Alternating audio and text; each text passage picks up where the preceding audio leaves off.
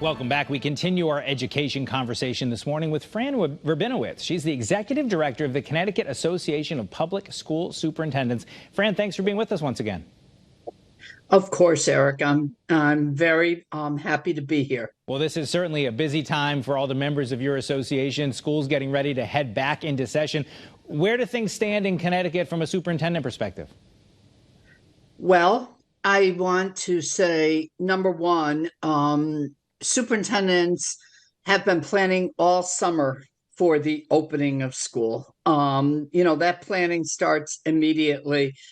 I always used to laugh when people would say, "Do you have the summers off?" Frankly, that was the most busiest time of the year just to get ready for every one of those students who would be coming through our door. So, yes, I think they're anticipating, there's excitement. No matter how long you've been a superintendent, you still get those feelings in your stomach the night before you open school. You just want it to be perfect. Of course, of course. I want to ask you about staffing. We heard that when we were talking to Kate from the CA in our last segment, and she was worried about teacher vacancies. I know superintendents may be worried about more than that. Bus drivers, nurses, paras. Where do things stand just with having enough people to do all these jobs, Fran?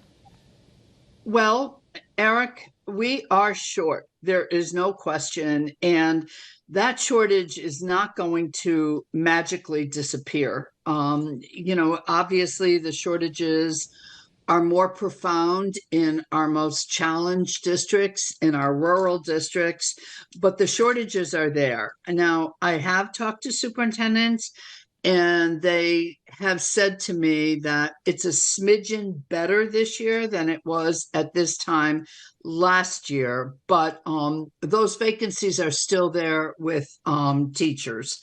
And one classroom vacancy is too much.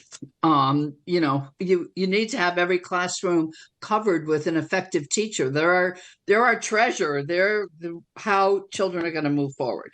With that said, I would also say there's a lot of concern about paraprofessionals, and the openings for paraprofessionals are many. I think the legislature did some good work this year on trying to move forward with health insurance, but so much more is needed. And the per hour pay is just not enough money. And so I do believe that that's another area that we're really concerned about. To be honest with you, no one has spoken to me in the last month about bus driver shortages, but that doesn't mean that it isn't there. I would assume that that's an issue as well. Yeah, certainly a lot of moving parts to keep track of. Another thing that's a change that these districts have to, maybe adapt to, and I'm sure the parents who are affected by it already know, but for everyone else, there's a change to the kindergarten start age this year, right? Well, actually, that doesn't become effective until next year. Got it. Next school year. So going back to school next year, tell us what that change will be. Yeah, next school year, July of 24, that becomes effective. So at that point in time, you need to be 5 by September of 24 in order to attend kindergarten. We have some concerns about it, Eric, to be honest with you. Not so much the start age, because we understand that is incredibly important that we moved in that direction. Most states are at September, but the beginning date of 24 means that there are 9,000 children right now that will be affected by that next school year. And it means, making more space in preschool and assuring that they have preschool experience. Gotcha. Tell us about some of the other things that superintendents and the school districts want the parents to know. They're getting ready to send these kids off to school. Fran, what's the advice for parents? Well, I think the advice for parents is that we are going to do the best possible job that we can do for the children who are entrusted to our care.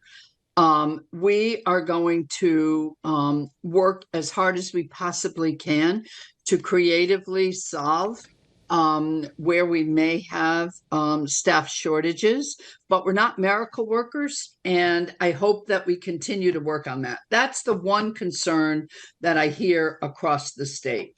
I think that parents also need to know that we want to be innovative. We want to move forward in innovative ways with education. There's no question that artificial intelligence is here. There's no question that technology is here. It makes a difference in our schools, and we need to embrace it and integrate it to make that experience even better for students. I also think, the other thing I want our staff to know and families is that this is a partnership. We're only as good as we are together in this for the children. And I see parents as absolute partners in this. I see staff as being really important. I personally am very excited about our new teacher evaluation plan that's coming down the pike. It's going to treat all of our educators as the professionals that they are, and going to honor the process of learning from each other. Just because I evaluate you doesn't mean I know everything. I can learn from you as well. Well, certainly a lot to be excited about, some changes coming, a lot of exciting things happening in our schools, right, Fran?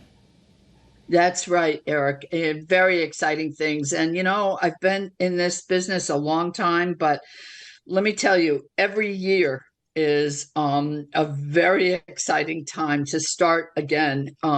What career do you have that you start brand new again? It's pretty amazing. It's an exciting time of year. Fran Rabinowitz, the Executive Director of the Connecticut Association of Public School Superintendents. Thanks for being with us once again here on CT23. Thank you so much, Eric, for having me. You're welcome.